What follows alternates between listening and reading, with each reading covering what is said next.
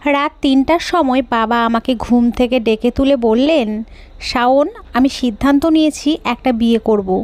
এতে তোর কোনো আপত্তি আছে? আমি ঘুমিয়েছি রাত ১টার দিকে।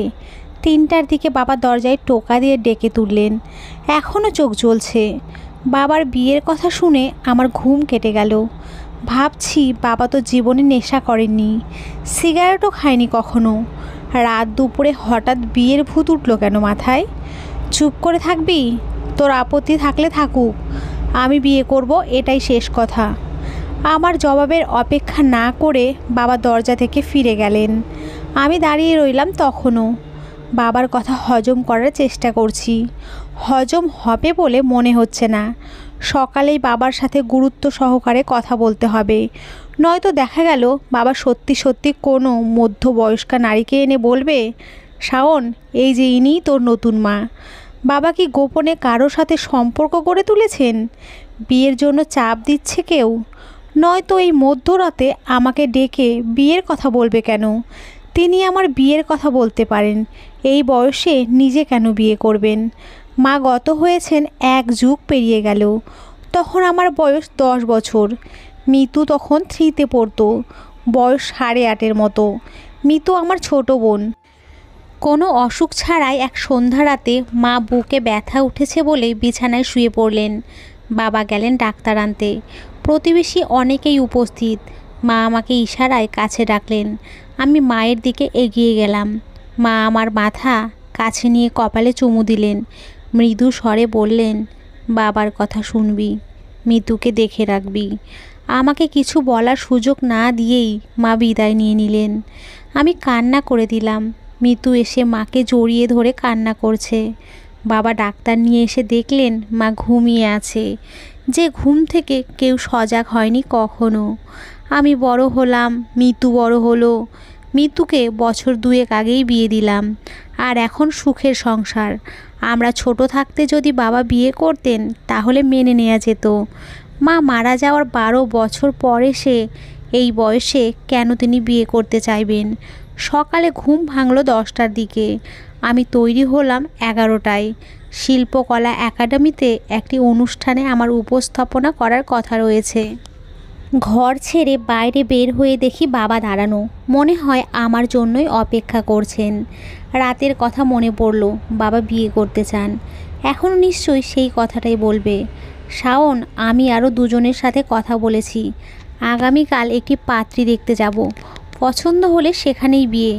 চাইলে তুইও যেতে পারিস সাথে। আমার কি বলা উচিত বুঝতেই পারছি না।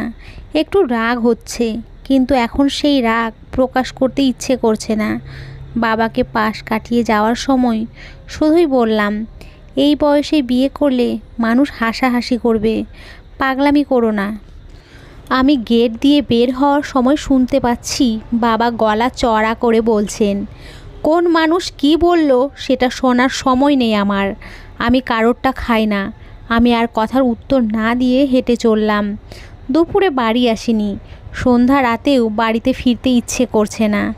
বাবা চাকুরি থেকে অবসর গ্রহণ করেছেন, সারাদিন বাড়িতেই থাকেন। তাই বাড়িতে আসলে বাবা যে উপস্থিত থাকবেন তা এক প্রকার নিশ্চিত। রাতের খাবারও দুপুরের মতো হোটেলে খেয়ে নিলাম। মনিরের মায়ের হাতের রান্না তেমন খারাপ না। আমাদের রান্না, ঘর মোছা ও কাপড় ধোয়ার কাজ করে দেন মনিরের মা। আমি বাড়ি ফিরলাম রাত ১১টায়। বাবার ঘরে তখনও বাতি জ্বলছে। আমি পা টিপে নিজের ঘরের দরজা খুললাম। দরজা লাগানোর সময় দেখি বাবা ধীর পায়ে এদিকেই আসছেন। এখন আর চাইলেও দরজা লাগিয়ে দিতে পারবো না।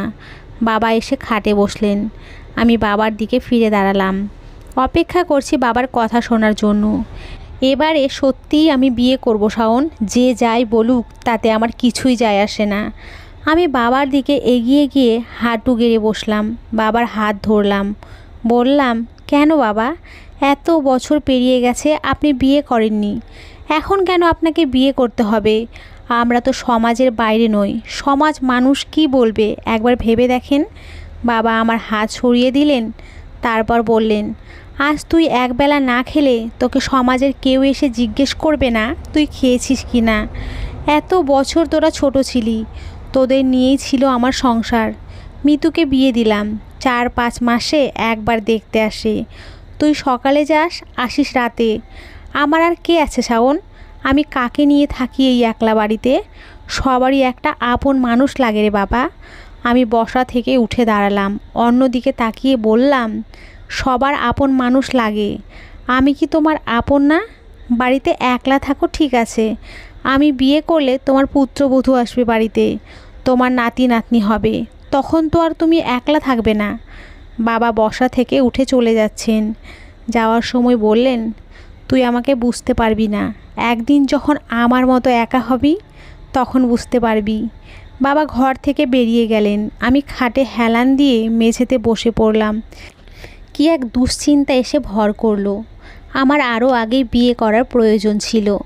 এতদিনে 2-1টা সন্তানাদি হয়ে যেত। বাবা নাতি নাতনিদের নিয়ে সময় পার করতেন। তাহলে আজ আর বিয়ের জন্য বাবা উঠে পড়ে লাগতেন না। বিয়ে করা হয়নি ফারজানার জন্য, তার সাথে সম্পর্ক ছিন্ন হওয়ার বছরও পেরোয়নি। যখন সম্পর্ক ছিল তখন বিয়ে করতে পারিনি, কারণ ফারজানার বড় বোনের তখনও বিয়ে হয়নি। আমি ছিলাম অপেক্ষামান। আর এখন তো সম্পর্কটাই আর বেঁচে নেই। ফারজানা আমার সাথে যে প্রতারণা করেছে, সেই যুক্তিতে এর পর দিনই অন্য কোনো মেয়েকে বিয়ে করে তাকে দেখিয়ে দেওয়াটা বড্ড প্রয়োজন ছিল। কিন্তু সদ্য বিচ্ছেদ হওয়া প্রেমিকের মন তো একটু দুঃখ বিলাস করতে চাইবে। আমার দুঃখ বিলাস অন্যরকম।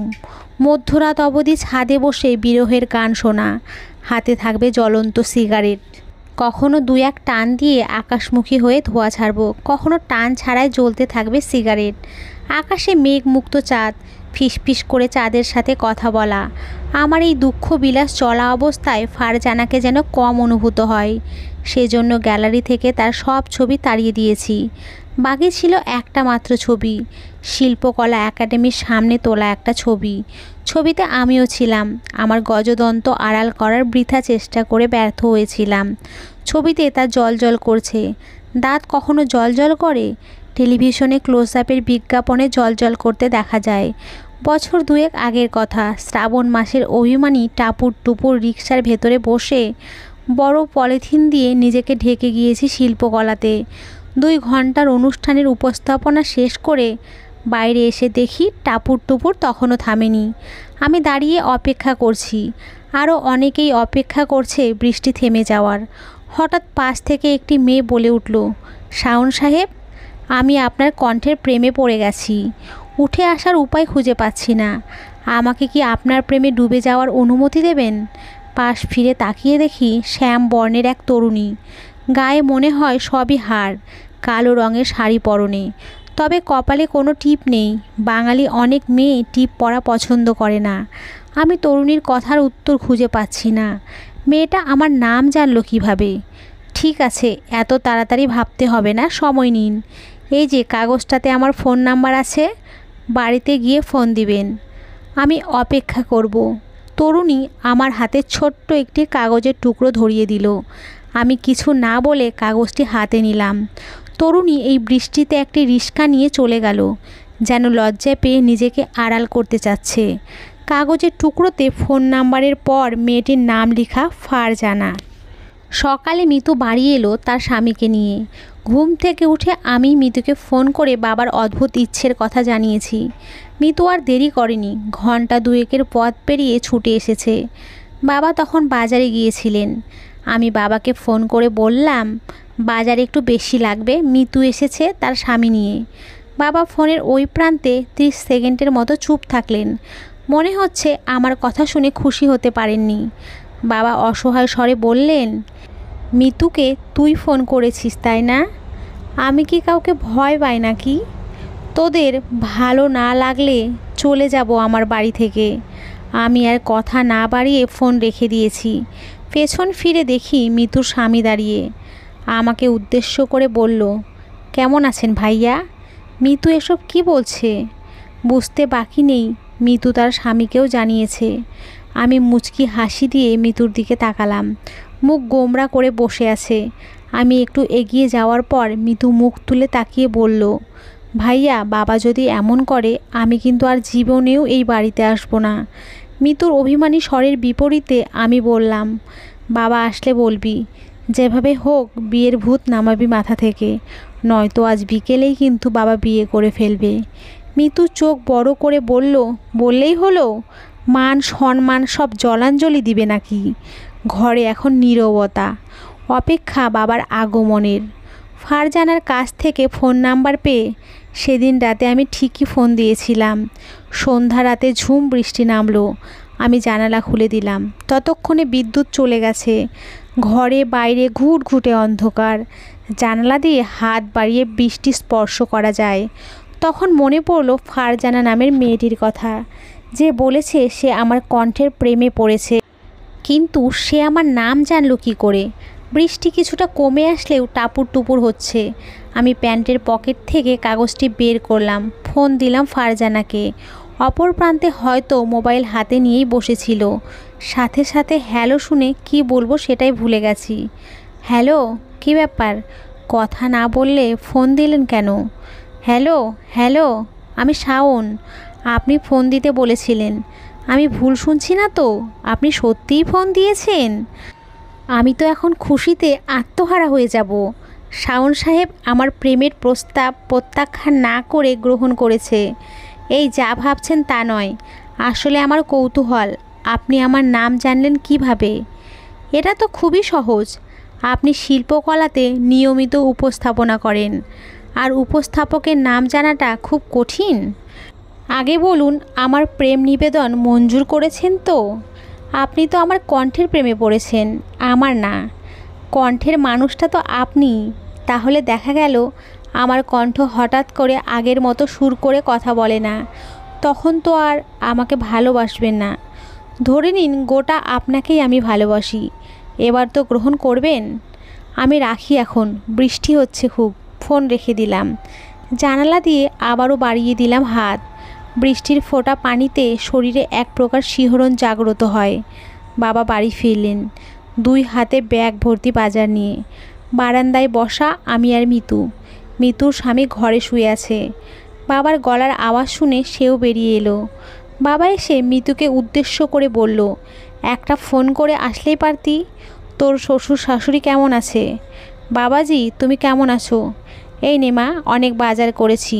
মনিরের মায়ের রান্না খেতে খেতে আলসার বানিয়ে ফেলার মতো অবস্থা। বহু দিন পর তোর হাতের রান্না খাবো। কারো উত্তরের আশা না করে বাবা একা একাই কথা বলে গেলেন।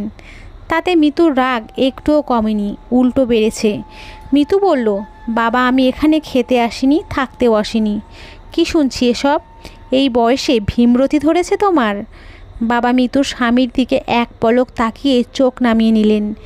দৃষ্টি নিচের দিকে দিয়ে বললেন, এখন এসব বিষয় থাক, আগে রান্না কর, দুপুরে সবাই একসাথে খাওয়া দাওয়া করব। মিতু বলল, বাবা আমি একবারই বলেছি আমি এখানে খেতে আসিনি, থাকতেও আসিনি। বাবা এবার রেগে গেলেন। মা মারা যাওয়ার পর থেকে বিগত এক যুগ সময়ের মধ্যে বাবাকে এত রেগে কথা বলতে দেখিনি আমি। বাবা বললেন, তাহলে কি করতে এসেছিস এখানে? আমার বিচার করার জন্য? তুই বিচার করবি আমার? থাকতে না আসলে যা এখান থেকে, তোর শ্বশুর বাড়ি যা। বিয়ে দিয়ে দিয়েছি, এখন সেটাই তোর বাড়ি। আমি কোনো কথা বলছি না। অন্যরকম এক বাবাকে দেখছি আজ, যিনি বিয়ে করার জন্য চূড়ান্ত সিদ্ধান্ত নিয়েছেন। মনে হয় না কেউ তাকে এই সিদ্ধান্ত থেকে ফেরাতে পারবে। মিতু কান্না করছে। তার স্বামীকে উদ্দেশ্য করে বলল, এখনও দাঁড়িয়ে আছো কেন তুমি? চলে এসো, আর কোনো দিনও আসবো না এই বাড়িতে। মিতু বেরিয়ে যাচ্ছে, তার স্বামী যাচ্ছে সাথে। বাবা একা একাই বলতে লাগলো, যা যা, আসিস না এই বাড়িতে। না আসলে আমার আরও ভালো হয়। আমার দিকে তাকিয়ে বলল, এবার খুশি হয়েছিস তো? ফোন তো এই জন্যই করেছিস। আমি তবুও কোনো কথা না বলে ঘরের ভেতরে চলে গেলাম। বিকেলে বাবা সত্যিই রওনা হচ্ছেন পাত্রী দেখতে। সাথে যাচ্ছেন এলাকার পরিচিত দুইজন, দূর সম্পর্কের চাচা হয় আমার। এতদিন তাদেরও অনেক শ্রদ্ধা ও সম্মান করতাম। তারা তো শিক্ষিত মার্জিত মানুষ, জ্ঞানী মানুষ। তারা বাবাকে বোঝাতে পারতো। উল্টে তারাই যাচ্ছে বাবাকে পাত্রী দেখানোর জন্য। পাত্রী পছন্দ হলে বিয়ে করে সাথে করে নিয়ে আসবেন। আমাকে বাবা আবারও বলে গেলেন, তুই যাবি সাথে? চিন্তা করিস না, তুই গেলে বিয়ে ভাঙবে না। তারা জানে আমার বড় বড় ছেলে মেয়ে আছে। আমি কথার কোনো জবাব দেইনি। বাবা অঘোষিত বরযাত্রী নিয়ে যাচ্ছে। পাত্রী পছন্দ হলে বাড়ি ফিরবেন নতুন বউ নিয়ে।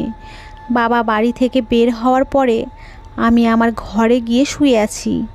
ভাবছি আমার বাড়িতে থাকা ঠিক হবে না। মন থেকে বাবার সিদ্ধান্তকে মানতে পারছি না। সমাজের মানুষের কটু কথা যেন আমার চোখে ভেসে বেড়াচ্ছে। আমি আগে কেন বিয়ে করলাম না, সেজন্য আফসোস হচ্ছে। দুদিন পর দেখা যাবে রাস্তায় বের হলে মানুষজন নানান কথা বলাবলি করছে, বলবে বাবার বিয়ে করাই শেষ হয় না। শাওন আর কবে বিয়ে করবে? ফারজানার কথা মনে পড়ছে। তাদের বাড়ি পূর্ব ব্রাহ্মণ নদী শিল্পকলা একাডেমি থেকে পায়ে হেঁটে যাওয়া যায়। আমি ফারজানার প্রেম নিবেদন কেন যেন ফিরিয়ে দিতে পারিনি। আমিও প্রেমে পড়েছিলাম, তার ভালোবেসেছিলাম মন থেকে। কিন্তু ফারজানা আমাকে ভালোবাসেনি।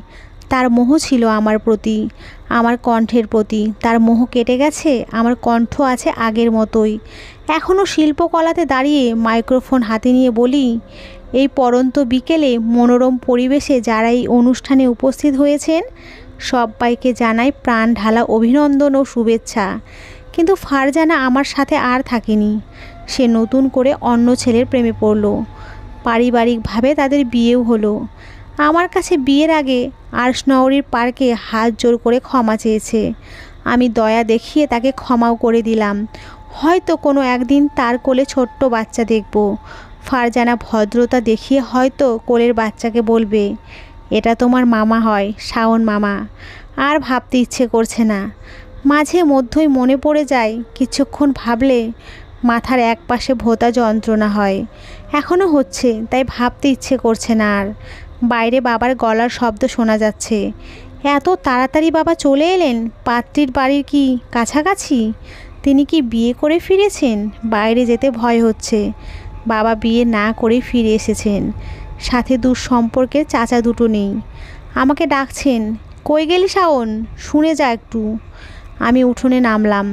বাবা আমার দিকে এগিয়ে এলেন। আমার কাঁধে হাত রেখে বললেন, সিদ্ধান্ত পরিবর্তন করলাম। আমি বিয়ে করব না। বিয়ে করবি তুই। পছন্দ থাকলে বল, নয়তো আমি তোর জন্য পাত্রী দেখা শুরু করি। আর মিতুর শ্বশুরবাড়ি গিয়ে তাকে নিয়ে আয়। বাজারগুলো নষ্ট হবে, এসে যেন রান্না করে। কথাটুকু বলেই বাবা ঘরে চলে গেলেন। আমার চোখ ছলছল, কিন্তু ঠোঁটের কোণে মৃদু হাসি। কেউ হয়তো দেখেনি, আমার মনে আনন্দ খেলা করছে। আমি বিয়ে করব সেই আনন্দ নয়, বাবা বিয়ে করবেন না সেই আনন্দ। মিতু এসেছে সন্ধ্যায়, আমি আনতে যাইনি। ফোন করার পরই দ্রুত চলে এসেছে। সাথে তার স্বামী আসেনি। কাল সকালে এসে বিকেলে চলে যাবে, এমনটাই মিতুর ভাষ্য। বাড়িতে এসে প্রথমেই আমার কাছে গিয়ে মিতু বলল, ভাইয়া সত্যি নাকি? মন ঘুরলো কিভাবে? আমি বললাম, কিছুই তো বুঝতে পারছি না। শুধু বলল সিদ্ধান্ত পরিবর্তন করেছে, আমাকে বিয়ে করতে হবে, পাত্রী দেখা শুরু করবে। তাই হোক ভাইয়া, তুমি বিয়েটা এবারে করে নাও, তবুও মান সম্মানের হাত থেকে বাঁচাও। হ্যাঁ, কয়েকটা দিন সময় দরকার, আমি মানসিকভাবে তৈরি হই। ভাইয়া, পরে আবার বাবার মন ঘুরে যেতে পারে। পাত্রী দেখতে দেখতে এমনিতেই কয়েকদিন সময় পাবে। তুমি আর না করো না। যাই, আমি গিয়ে রান্না বসাই। মিতু চলে গেল রান্না করতে। বাবা বাড়িতে নেই, চা খাওয়ার কথা বলে বাড়ি থেকে বের হয়েছে। আমার আজকে সারা দিন আর বাইরে যাওয়া হয়নি। এক কাপ চা আমারও খাওয়া দরকার ছিল। গ্রামের নাম চিনিসপুর। গ্রামের মাঝে বরাবর একটা পাকা রাস্তা, আর বাদ বাকি সবই মাটির রাস্তা। পাকা রাস্তা থেকে মেঠো পথ ধরে মিনিট 10 হাঁটতে হয়। তারপর দেখা মিলবে একতলা একটি বাড়ি, সাদা চুনকাম করা, ছাদে সারি সারি ফুলের টব। রাস্তা থেকে দেখা যায় একপাশে পুকুর, ঘাট থেকে সিঁড়ি নেমে গেছে পুকুরে। পাশে কিছু ফুল গাছ, সাথে একটি লোহার দোলনা। বাড়িটি দেখলে মনে হয় গ্রামের ভিতরে এক সুখী পরিবার বাস করছে। যদিও বাড়ি গাড়ি অর্থবিত্তে সুখ আসে না, যদি মনে সুখ না থাকে, তবুও বাড়িটিকে আমার সুখী বাড়ি বলেই মনে হয়। এই বাড়িটি আমার শ্বশুর বাড়ি। বিয়ে করেছি গত পরশু। বিয়ের পর নিজ বাড়ি থেকে শ্বশুর বাড়িতে এসে দুদিন থাকার একটি রীতি প্রচলিত আছে। আজ তারই সুবাদে আমি এই বাড়িতে। আগামীকাল তানহাকে নিয়ে আমাদের বাড়ি ফিরব। তানহা আমার অর্ধাঙ্গিনীর নাম, এই বাড়ির একমাত্র মেয়ে। এখানে আসার পর থেকে তানহাকে আমার কাছাকাছি খুবই কম সময়ের জন্য পেয়েছি। দুদিন ধরে সকালে কয়েকটা মেয়ে আসে এই এলাকারই, যাদের সাথে তানহা বড় হয়েছে, তাদের সাথেই ছুটোছুটি করছে। আমি ছাদে একটি চেয়ার পেতে বসে আছি, পুকুরে মাছের খাবি খাওয়া দেখছি। শ্বশুরমশাই ভাত ঘুমিয়ে আছেন। আমার শাশুড়ি অর্থাৎ তানহার মাও নেই, খালার কাছে বড় হয়েছে। তার খালা এই বাড়িতেই থাকে, কিন্তু তার খালু কোথায় বা আছে কি না সে সম্পর্কে আমার ধারণা নেই। বাবা কেমন আছো? একা একা কী করছো? প্রশ্ন শুনে পেছন ফিরে দেখি তানহার খালা। আমি বসা থেকে দাঁড়িয়ে গিয়ে বললাম, ভালো আছি খালা, আপনি বসুন। তিনি বসেননি, আমার দিকে তাকিয়ে বললেন, তানহার উপরে রাগ করো না। মা মরা মেয়েটাকে আমি মানুষ করেছি, কাল তো তোমার সাথেই চলে যাবে। আবার কবে জানি আসে, তাই বান্ধবীদের সাথে ঘুরে বেড়াচ্ছে, দূরে যায়নি, ওই মহল্লার মধ্যেই আছে। ওই যে টিন সেট ঘরটা এখন আছে এই বাড়িতে। খালা হাতে ইশারা করে বাড়িটি দেখিয়ে দিল। আমি খেয়াল করে দেখলাম ওনার চোখ ছলছল করছে, মনে হচ্ছে এখনই কেঁদে দিবে। আমি কিছু জিজ্ঞেস করার আগে তিনি আবার বললেন, আমার কোনো সন্তানাদি নেই, তানহাই আমার মেয়ে। তুমি আমার মেয়েটাকে ভালো রেখো বাবা। কথাটুকু বলে তিনি আঁচলে চোখের পানি মুছলেন। আমার কি বলা উচিত বুঝতে পারছি না। একটু এগিয়ে গিয়ে বললাম, খালা আমারও মা নেই, আপনি আমার মায়ের মতো। আমি আপনাকে কথা দিচ্ছি, তানহাকে আমি কোনো কষ্ট দেব না, ও ভালো থাকবে আমাদের বাড়িতে। তিনি আমার মাথায় হাত বুলিয়ে দিলেন, যেন কত চিরচেনা আপন। তারপর ছাদ থেকে নেমে গেলেন। আমি আবারও চেয়ারে বসে পড়লাম। মধ্যরাত, ঘরের বাতি নিভানো। তানহা আমার পাশে শুয়ে আছে। চঞ্চল এই মেয়েটি আমার কাছাকাছি আসলে যেন চুপ হয়ে যায়, কথা কম বলে, কিছু খুঁজে না পেলে এটা সেটা জিজ্ঞেস করে, আবার চুপ হয়ে থাকে। আমি অন্ধকারে তাকে ডাকলাম, তানহা। তোমার খালামণির স্বামী কোথায়? কিছু মনে করো না, আজ ওনার সাথে কথা হলো তাই জানতে ইচ্ছে হলো। খালামণির বিয়ের 3 বছর পর স্বামী বাড়ি থেকে চলে আসেন, কোনো ঝগড়া করে নয়। খালামণির সন্তান হয় না, অনেক ডাক্তার কবিরাজ দেখানোর পরও সুফল পায়নি, তাই খালুর বংশ রক্ষা করতে পারেনি, সংসারও আর করা হয়নি। তখন মা আমাদের বাড়িতে খালামণিকে নিয়ে আসেন। এর 4 বছর পর আমার মা মারা গেছেন। সেই থেকে খালামণি আমাকে আদর স্নেহ দিয়ে বড় করেছেন। তিনি খুব ভালো মনের মানুষ, তোমার কথা খুব ভাবেন। আমাদের এই বাড়ির সবাই ভালো মানুষ। বাবা সারাদিন বই পড়েন। চাকরি থেকে অবসর গ্রহণ করার পর বই যেন বাবার একটি সংসার। আমাদের বাড়িতে এসে বাবাকে কতক্ষণ সামনে দেখেছো? মিনিট 10 মতো পেয়েছি। এই বাড়িতে মানুষ কম, তার উপরে তুমিও কাল আমাদের বাড়িতে চলে যাবে। কোথায় মানুষ কম? বাড়িতে 4টা কাজের মানুষ, সবাই বাবার নিকট আত্মীয়। আর্থিক অনটন থাকায় বাবা এই বাড়িতে রেখে দিয়েছেন। বুঝলাম, কিন্তু আমাদের বাড়িতে মানুষ কম, বাবা আর আমি। মনিরের মা কাজকর্ম করে দেয়। আমি বাড়ির বাইরে গেলে তোমার একা লাগতে পারে। আমিও না হয় বাবার কাছ থেকে বই নিয়ে যাব, সময় কেটে যাবে। আর তুমি তো সারাদিন গিয়ে উপস্থাপনা করো না। তাছাড়া খালাকে দেখতে আমি প্রতি সপ্তাহে আমাদের বাড়িতে আসব। তানহার সাথে আমি আর কথা বাড়াইনি। 2 চোখে ঘুম ভর করেছে। বছর 1.5 পরের কথা, মিতু সেদিন আমাদের বাড়িতে এলো। তার কোলে ছোট্ট মেয়ে, বয়স 6 মাস। 2 দিন থেকেই চলে যাবে। গরমের দিন বিদ্যুৎ চলে গেলে ভ্যাপসা গরম আরও ভয়ঙ্কর হয়। সন্ধ্যা রাত তখন। মিঠু তার কোলের শিশুকে তাল পাখা দিয়ে বাতাস করে ঘুম পাড়াচ্ছে। আমি উঠানে পায়াচারি করছি। তানহা দরজা ধরে দাঁড়িয়ে আছে, মিতুর সাথে টুকটাক কথা বলছে। বাবা বেরিয়ে এলেন ঘর থেকে। মিতুকে উদ্দেশ্য করে বলল, তখন তো আমি বিয়ে করলে তোদের নাক কান কাটা যেত। বলেছিলাম আমার একা ভালো লাগে না। তোর ভাই বলেছে সে বিয়ে করবে, আমার নাতি নাতনি হবে, তাদের নিয়ে আমি সময় কাটাবো। এখন কোথায় আমার নাতি নাতনি? কথাটুকু বলেই বাবা হঠাৎ নিজের ঘরে চলে গেল। আমি প্রচণ্ড লজ্জা পেলাম। তানহা দরজা ছেড়ে ঘরে চলে গেছে। মিতুর মুখেও কোনো কথা নেই। আমিও আর দেরি না করে দ্রুত ঘরে চলে গেলাম। তানহা বালিশে মুখ গুজে কাঁদছে। আমি তার মাথায় হাত রাখলাম। কান্নার আওয়াজ বেড়ে গেল। আমি তার মাথায় হাত বুলিয়ে বললাম, এমন করো না তানহা, তোমার তো কোনো দোষ নেই। দরকার হয় আমরা ডাক্তারের কাছে যাব। আর বিয়ে তো হলো মাত্র 1.5 বছর। ভেঙে পড়ার তো কিছু হয়নি। বাবা মুরব্বি মানুষ, একাকিত্ব থেকে হয়তো কথাটি বলেছে। তানহা বালিশ থেকে মাথা তুলে সোজা হলো, আমাকে উদ্দেশ্য করে বলল, কালকেই তুমি আমাকে ডাক্তারের কাছে নিয়ে যাবে। আমিও সম্মতি প্রকাশ করার পর সে আমার বুকে মাথা রেখে পুনরায় কান্না জুড়ে দিল। আমি তাকে কাঁদতে দিলাম। মেয়েদের আবেগ বেশি, তাদের মন খুব নরম, অল্প আঘাতেও ব্যথা পায় বেশি। কাল যাব কোনো এক গাইনি বিশেষজ্ঞকে দেখাতে। এখন বাজে 5:45। 34 নাম্বার সিরিয়াল নিয়ে বসে আছি। আমার পাশে বসা তানহা। মনের ভিতরে কিঞ্চিত ভয় কাজ করছে। মনে মনে দোয়া করছি আমাদের দুজনেরই কারো যেন কোনো সমস্যা না থাকে। তানহার ডান পাশে বসা এক মধ্যবয়স্ক নারী, সামনে ও পেছনে আরও অনেক মানুষ ডাক্তার দেখাতে পরিবারের মানুষ নিয়ে এসেছে। আমার যেন সময় কাটছে না। খেয়াল করলাম ফারজানার মতো দেখতে এক মেয়ে এলো, মধ্যবয়স্ক আর একজন মহিলার সাথে, মাথায় ওড়না দেয়া, উজ্জ্বল শ্যামবর্ণ। ফারজানাও দেখতে শ্যামবর্ণের ছিল, আর তানহা হলো ফর্সা। তানহার সন্ধান দিয়েছিলেন আমার ফুফু। বাবার কাছে এসে বলেছিলেন, ভাই তোমাকে এদিক সেদিক মেয়ে খুঁজতে হবে না, আমার জানা মতে খুব ভালো একটি মেয়ে আছে, শাওনের সাথে মানাবে ভালো। বাবা বললেন, আগে দেখি, তোর ভাইপো যদি পছন্দ করে তাহলে আর এদিক সেদিক দেখতে যাব কোন দুঃখে। সত্যি আর এদিক সেদিক দেখতে হয়নি। তানহাকে দেখে আমার পছন্দ হয়েছিল। বিয়ের পর আজও পর্যন্ত তার সাথে আমার কোনো মান অভিমানও হয়নি। একজন আরেকজনকে খুব ভালো করে বুঝতে পারি। ফারজানার মতো দেখতে মেয়েটি দূরের চেয়ার থেকে আমার দিকে এক নাগাড়ে তাকিয়ে আছে। আমার অস্বস্তি লাগছে।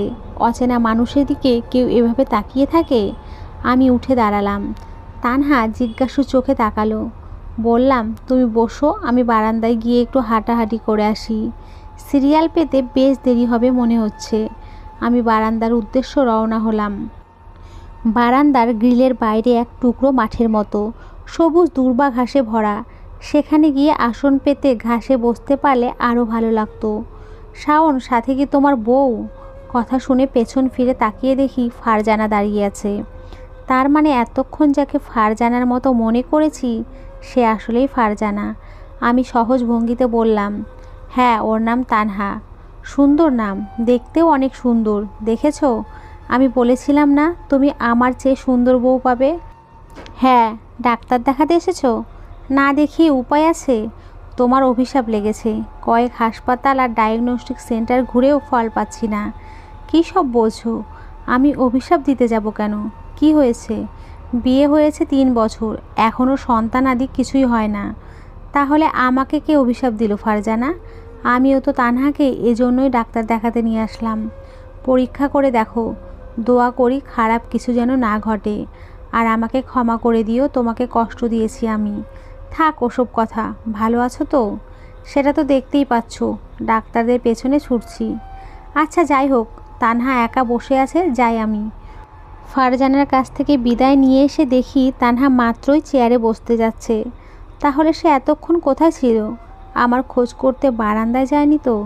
তার পাশে বসে ঠোঁটের কোণের হাসি রাখার চেষ্টা করলাম, কিন্তু তানহার চেহারা দেখে কিছুই বুঝতে পারলাম না। সিরিয়ালে ডাক এসেছে 34। আমি আর তানহা ডাক্তারের চেম্বারে ঢুকলাম। আমাদের দুজনেরই কারো কোনো সমস্যা নেই। ডাক্তার মালিহা রশিদ বলেছেন যে কোনো দিন হঠাৎ আমরা সুখবর পেতে পারি। কিছু ঔষধ লিখে দিয়েছেন। 15 দিন পর আবার 2টা পরীক্ষা করতে বলেছেন। রিকশায় বসে আছি, আমি আর তানহা বাড়িতে যাচ্ছি। তানহা ওড়নায় চোখের পানি মুছে। আমি অবাক হয়ে জানতে চাচ্ছি, তুমি কাঁদছো কেন? ডাক্তার কি বলল শোনোনি? আমি আজই আমাদের বাড়িতে চলে যাব। মানে কি তানহা, কি হয়েছে তোমার?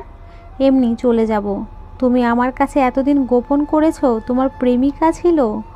আমি চুপ হয়ে গেলাম। তার মানে তানহা ডায়াগনস্টিক সেন্টারের বারান্দায় আমার আর ফারজানার কথোপকথন শুনেছে। আমার কি বলা উচিত বুঝতে পারছি না। তানহা, আসলে তুমিও তো কোনো দিন জানতে চাওনি, তাই আসলে বলা হয়নি। আর একটা কথাও শুনতে চাই না আমি বলেছি আমাদের বাড়িতে চলে যাব, আর এটাই সত্যি। আর একটা কথা বললে এখনই রিক্সা থেকে নেমে যাব। আমি আর কথা বাড়াইনি। প্রকৃতি আমাকে নতুন এক পরীক্ষায় ফেলেছে। জানি না এর থেকে পরিত্রাণের উপায় কী। তানহা জিনিসপুরে তার বাবার বাড়ি চলে গেল। বাধা দিয়ে রাখতে পারিনি, কাল গিয়ে নিয়ে আসতে হবে। জানি না কিভাবে তার অভিমান ভাঙবে। ফারজানার সাথে দেখা না হলে এত কিছু হতো না।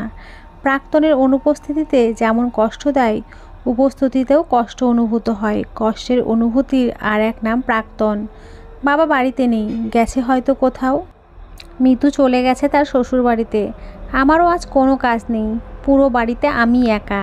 আমার মনের ভিতরে যে ঝড় বয়ে যাচ্ছে, কারো কাছে বলে যে একটু হালকা হব তেমন কেউ নেই। হঠাৎ বাবার কথা মনে হলো। 1.5 বছর আগে বাবা বলেছিল, আমার মতো তুইও যেদিন একা হবি তখন আমার কষ্ট বুঝতে পারবি। আমি সত্যিই এখন বুঝতে পারছি একাকিত্ব মানুষকে কত কষ্ট দেয়। সন্ধ্যার লগনে আমি বিছানায় কাত হয়ে আছি। অদূরে মসজিদ থেকে আজানের ধ্বনি ভেসে আসছে। এমন সময় শুয়ে থাকা অনুচিত উঠে নামাজ পড়ে নেওয়াটা উত্তম।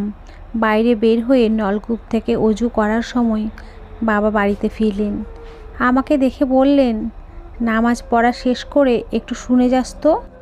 আমি ঘাড় কাত করে সম্মতি জানালাম। বাবা দাঁড়িয়ে আছেন, আমার অজু শেষ হলে তিনি শুরু করবেন।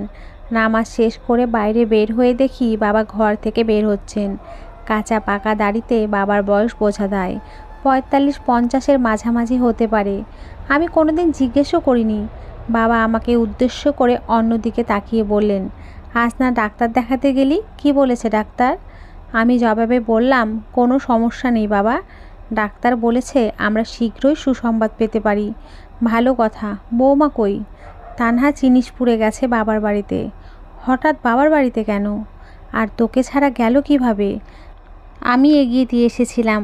বলল বাড়ির কথা মনে পড়ছে, তাই আর কিছুই বলিনি। আমি যাইনি কারণ সকালে প্রোগ্রাম আছে আমার। বাবা আর কিছুই বলেননি। আমি সকালেই রওনা হব জিনিসপুরে। রাত আনুমানিক কয়টা যে বাজে আমি জানি না। বোঝা যাচ্ছে মধ্যরাত। চারিদিকে নীরবতা আসন পেতে বসেছে। আমার আখিদয়ে নিদ্রা নেই। বিছানায় গড়াগড়ি করছি, কি যেন নেই। তানহার সাথে আমার 1.5 বছরের সংসার, অথচ তার জন্য কি এক মায়া জন্মেছে আমার। একা থাকার কারণে ঘুম পাচ্ছে না। একটা রাতও পেরিয়ে যায়নি, অথচ একা থাকার কারণে বিছানায় কেমন ছটপট করছি। অথচ আমার বাবা 13.5 বছর একা একা এই দীর্ঘ রজনী পাড়ি দেন। 1.5 বছর আগে বাবা একাকিত্ব ঘুচাতে বিয়ে করতে চাইলেন। আমি বাধা দিলাম। বোনকে ফোন করে এনে দল ভারী করলাম। লোকে কি বলবে, সমাজ কি বলবে ভাবলাম। কিন্তু একা একটি মানুষের দিনরাত কেমন করে কাটে সেটা কেন ভাবলাম না। সমাজ কি আমাদের মানসিক প্রশান্তি দিতে পারে, একাকিত্ব ঘুচাতে পারে? এই কথাগুলো কেন আগে বুঝলাম না? কেন যেন মনে হচ্ছে বাবার সাথে অন্যায় করেছি। শুধু বিয়ে করার অনুমতি নয়, নিজে তদারকি করে বাবাকে বিয়ে করানোর প্রয়োজন ছিল। আজ বিছানায় একা হওয়ার পর তা হাড়ে হাড়ে টের পাচ্ছি। শ্বশুরের নাম শামসুল হক। দোলনায় দোলে বই পড়ছেন। আমার 1.5 বছরের বৈবাহিক জীবনে তিনি একবারই গিয়েছিলেন আমাদের বাড়িতে। এত বই পড়তে পারে মানুষটা। আমাকে ঢুকতে দেখে বসা থেকে উঠলেন, দোলনায় বই রেখে এগিয়ে এলেন। আমাকে উদ্দেশ্য করে বললেন, বাবা শাওন, তুমি আমার সাথে এখানে বসো কিছুক্ষণ। তানহার রাগ এখন চরমে। ঘরে যাওয়া বিপজ্জনক। তোমার শাশুড়ি যখন রাগ করতো, আমি চায়ের দোকানে গিয়ে বসে থাকতাম। আসো বসো এখানে। আমি কোনো কথা না বলে শ্বশুর মশাইয়ের সাথে গিয়ে দোলনার পাশে দাঁড়িয়ে আছি। তিনি আবার বললেন, কাল থেকে এখনো পর্যন্ত ভাত খায়নি, খুব রেগে আছে। ওর খালা পর্যন্ত খাওয়াতে পারিনি। বসো এখানে, এখন যাওয়ার দরকার নেই। আমি বসার সাহস পাচ্ছি না। হঠাৎ চোখ পড়ল ছাদের দিকে। তানহার খালা হাত ইশারায় আমাকে ডাকছে। দৃশ্যটি আমার শ্বশুরের চোখ এড়ায়নি। তিনি বললেন, যাও, তানহার খালার সাথে যেতে পারো। আমি যাওয়ার জন্য পা বাড়ালাম। এই রুমটি তানহার খালার, পরিপাটি একটি রুম। আমি বসে আছি চেয়ারে। তানহার খালা বলল, যেহেতু রাগ করে এসেছো, 2-1টা দিন থেকে যাও। তুমিও নয় থাকো। 2 দিন পরে তানহাকে সাথে করে নিয়ে যেও। খালা রাগ করার মতো তেমন কিছুই ঘটেনি। তানহা বলেছে আমাকে, তুমি নাকি আগের সম্পর্কের কথা গোপন করেছো। সে কখনো জানতে চায়নি। আমিও ইচ্ছে করে কিছুই বলিনি। এই সাধারণ বিষয়টা নিয়ে এতটা রেগে যাবে ভাবিনি। চিন্তা করো না বাবা, আমি ওকে বোঝাবো। এমন সময় তানহার আগমন। দরজার কাছে দাঁড়িয়ে বলল, মা তুমি ওকে চলে যেতে বলো, আমি যাব না ওর সাথে। কথাটুকু বলে স্থান ত্যাগ করলো। আমি প্রসঙ্গ পাল্টাতে বললাম, খালা, তানহা আপনাকে মা বলে ডাকে? বেশিরভাগ সময় মাই ডাকে, হঠাৎ হঠাৎ খালা ডাকে। তাহলে আমিও আপনাকে মা ডাকি? আমারও তো মা নেই। অবশ্যই ডাকবে, আমি তো তোমার মায়েরই মতোই। আপনি আমার সত্যিকারের মা হবেন? তিনি কিছুক্ষণ চুপ থেকে বললেন, বুঝলাম না বাবা। না মা, কিচ্ছু না, আমি আজ তাহলে আসি। তানহা আজ যাবে না বোঝাই যাচ্ছে। থেকে যাও আজকে। তানহার সাথেও তো কথা বললে না। না থাক, কাল পরশু না হয় আবার আসবো। বাইরে বেরিয়ে আসতেই শ্বশুরমশাই ডাকলেন। এগিয়ে গেলাম। তিনি জানতে চাইলেন রাগ কিছুটা কমেছে। আমি ঘাড় নাড়ালাম। তিনি আবার বললেন, জানতাম, রাগটা ঠিক ওর মায়েরই মতো। ঠিক আছে বাবা, আমি আজ আসি তাহলে। জরুরি কাজ আছে, কাল পরশু না হয় আর একবার আসবো। আচ্ছা ঠিক আছে, তোমার বাবাকে আমার সালাম দিও। আমি শ্বশুর মশাইয়ের কাছ থেকে বিদায় নিয়ে আসতে যাব। পিছন ফিরে দেখি তানহার খালা দাঁড়িয়ে আছে, যাকে মা বলে ডাকার অনুমতি পেয়েছি। চেহারার দিকে তাকালেও মায়ের মতোই অনুভূতি তৈরি হয়। আমার হঠাৎ কী যেন হলো। আমি গেট পেরিয়ে বেরিয়ে আসতে পারিনি। ফিরে গেলাম মায়ের কাছে। তিনিও কিছুটা অবাক হলেন। আমি গিয়ে ওনার হাত ধরলাম। বললাম, মা বেয়াদবি নেবেন না। তখন কথাটি বলতে গিয়ে থেমে গিয়েছি। আমি কথাটা আবার বলতে চাই। মায়ের চেহারায় বিস্ময়। তিনি বললেন, কী কথা বাবা? মা, তানহাকে আপনি ছোট থেকে মায়ের আদর দিয়ে বড় করেছেন। সে আমাদের বাড়িতে যাওয়ার পর থেকে আপনি একা হয়ে গেছেন। তানহা নিজেও আপনার কথাই বলতে থাকে। আমি বাড়িতে না থাকলে একা থাকে। বলছিলাম কি, আমারও মা নেই। তানহা এই বাড়িতে মা রেখে আমাদের বাড়ির বউ হয়ে গেল। আপনিও আমাদের বাড়িতে চলেন, আপনার দুইটা সন্তানের কাছে থাকবেন। আপনি আমার সত্যিকারের মা হয়ে যান। তিনি এক কদম পিছিয়ে গেলেন। বললেন, এসব কি বলছো বাবা? আমি কিছুই বুঝতে পারছি না। এটা সম্ভব নয়। কেন সম্ভব নয় মা? আপনি একটু ভেবে দেখেন। আপনি আমাদের বাড়িতে গেলে আমরা দুইজনই মাকে কাছে পাবো। তিনি আর কোনো কথা না বলে ঘরে চলে গেলেন। আমিও আর দেরি করিনি। মাথা নিচু করে বেরিয়ে এলাম বাড়ি থেকে। পরের দিন দুপুরে আমি আর বাবা একসাথে বসে ভাত খাচ্ছি। একটু পর পর বাবার চেহারার দিকে তাকাই। মা মারা যাওয়ার পর থেকে বাবা আমাকে আর মিতুকে আগলে রেখেছেন। নিঃসঙ্গ একাকী হয়ে গেছে মানুষটা।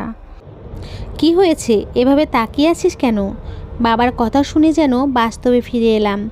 হঠাৎ বলে ফেললাম, বাবা তুমি এবারে একটা বিয়ে করো। আমার কথা শুনে বাবা মুখের ভাত চিবোতে দেরি করছেন, প্লেটের ভাতে আঙুল নাড়ছেন। তারপর গ্লাস থেকে একটু পানি খেয়ে বললেন, হঠাৎ কি হলো তোর? বিয়ের কথা আসছে কেন? বিয়ে তোমার আগেই করার দরকার ছিল বাবা। আমি বুঝতে পারিনি। এবার সত্যিই তুমি একটা বিয়ে করো। আমি নিজে যাব সেই বিয়েতে। আরে তার হয় নাকি? মানুষ কি বলবে? এই বয়সে আর বিয়ের দরকার নেই। না বাবা, আমি তোমার কোনো কথাই শুনবো না। বিয়ে তোমাকে করতেই হবে। তোর যে রঙের কথা। কথাটুকু বলেই বাবা তাড়াতাড়ি খাওয়া শেষ করে উঠলেন।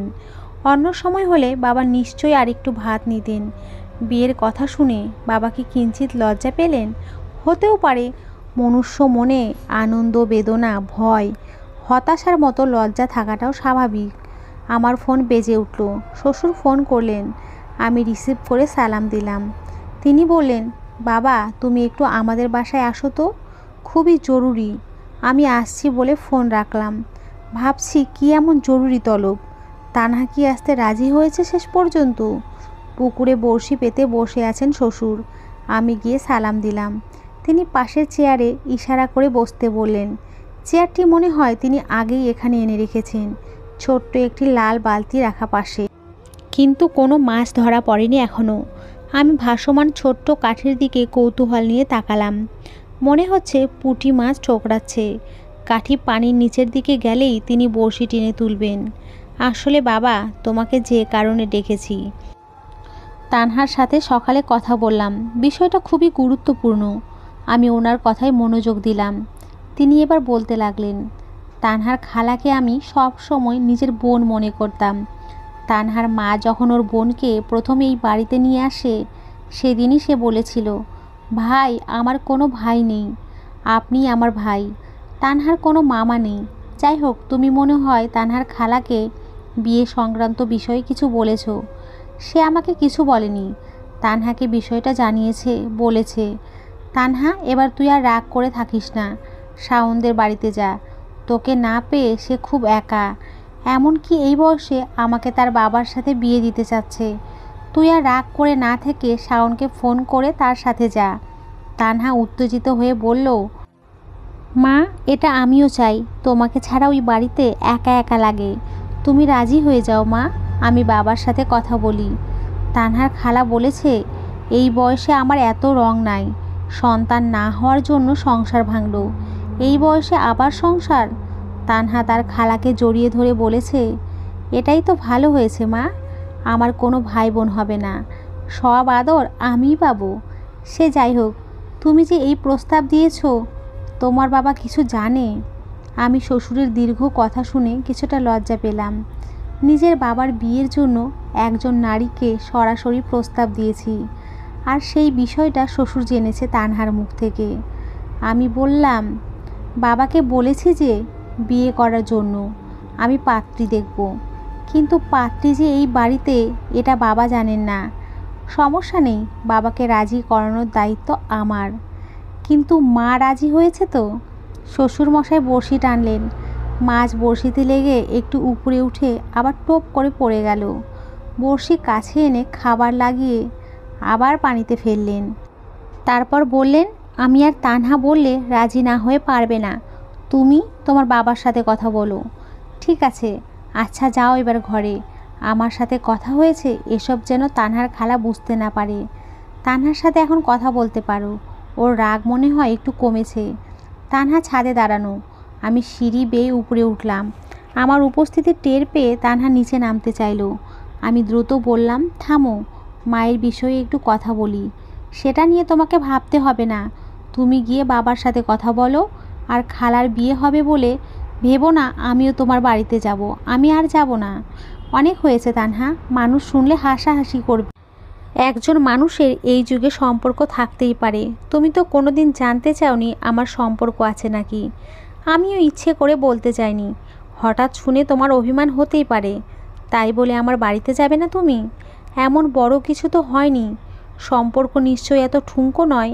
তানহা কিছু না বলে ছাদ থেকে নেমে গেল, তবে তার মন যে কিছুটা গলেছে সেটা বোঝা যাচ্ছে। 1 সপ্তাহ পর বাবার সাথে তানহার খালার বিয়ে হলো।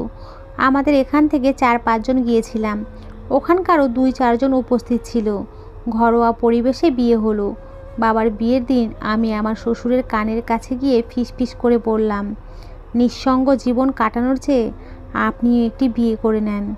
আমার কথা শুনে তিনি অট্ট হাসিতে ফেটে পড়লেন। ঘরের বইগুলোর দিকে আঙুলে ইশারা করে বললেন, আমাকে তোমার নিঃসঙ্গ মনে হয়? বউ অথবা বই যে কোনো একটা সাথে থাকলে তুমি কখনো নিঃসঙ্গ হবে না। এই বিয়ে নিয়ে মিতু প্রথমে রাজি ছিল না, যদিও প্রথমবার তো আমি মিতুকে ফোন করে ডেকে এনেছিলাম বাবার বিয়ে বন্ধ করার জন্য।